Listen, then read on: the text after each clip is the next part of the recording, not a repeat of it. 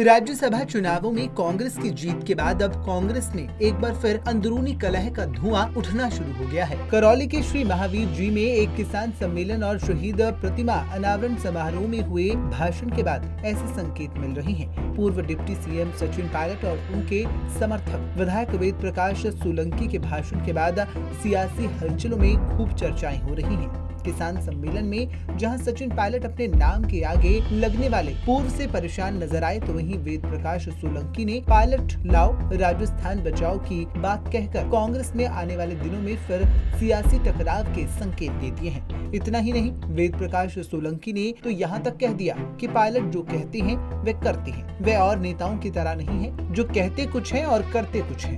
भाषण में नाम ले रहे थे, पूर्व ये पूर्व वो, तो इस कम उम्र में बहुत सारे पूर्व लगाए मेरे नाम।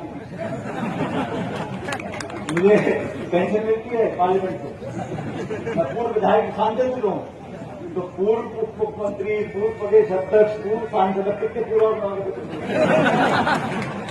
कि जो किसानों की आवाज उठाकर सबसे पहला आंदोलन जयपुर में खड़ा किया वो पायलट साहब के नेतृत्व के अंदर हुआ। राजस्थान में ये जो पसीना गिर रहा है, माननीय अभी महेश शर्मा जी ने बोला 40 ऊपर है 40 नीचे है। माननीय शर्मा जी, ये तो आपने नाप लिया कि 40 टेम्परेचर ऊपर है और 40 टेम्परेचर नीचे है, लेकिन आपने ये नहीं नापा कि लोगों के दिलों में कितना टेम्परेचर है। इसको कौन नापेगा? ये कब नापने का समय आएगा? इनके दिलों का टेम्परेचर अगर नहीं नापा गया तो समय नहीं है। समय एक ही है, पायलट साहब को लाओ और राजस्थान बचाओ। हम नौजवानों के बीच में एक ही बात कहते हैं और यही बात को इस मंच से नहीं कह रहे।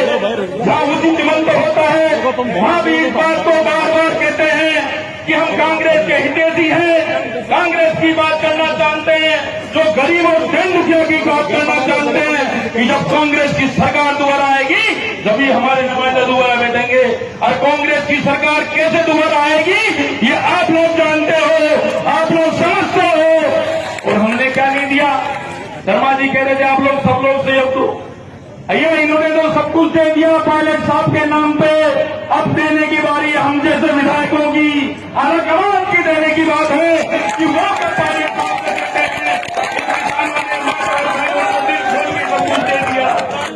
इसलिए सम्मानीय पायलट साहब, हम तो जब भी आपका पसीना गिरते आपके साथ में रहते हैं और आपके साथ में रहने का एक ही चीज है कि जो आप कहते हो वो आप करते हो। तो सुना आपने, कांग्रेस में एक बार फिर गुटबाजी की आग धीरे धीरे सुलगने लगी है। विधानसभा चुनाव से पहले पायलट खेमे से विरोध के स्वर उठने शुरू हो गए हैं। फिर से पायलट को आगे कर उनके समर्थक उन्हें मुख्यमंत्री अशोक गहलोत के बराबर लाने में जुट गए हैं। पायलट के पास फिलहाल कोई जिम्मेदारी नहीं है। अब उनके समर्थक नेता पायलट को फिर से जिम्मेदारी देने की बात उठा सकते हैं। बहरहाल अब देखना ये होगा कि पायलट खेमे से उठी एक बार फिर बगावत की आग अब आगे क्या रुख इख्तियार करती है। पंजाब केसरी टीवी के लिए हरिनाम सिंह की रिपोर्ट।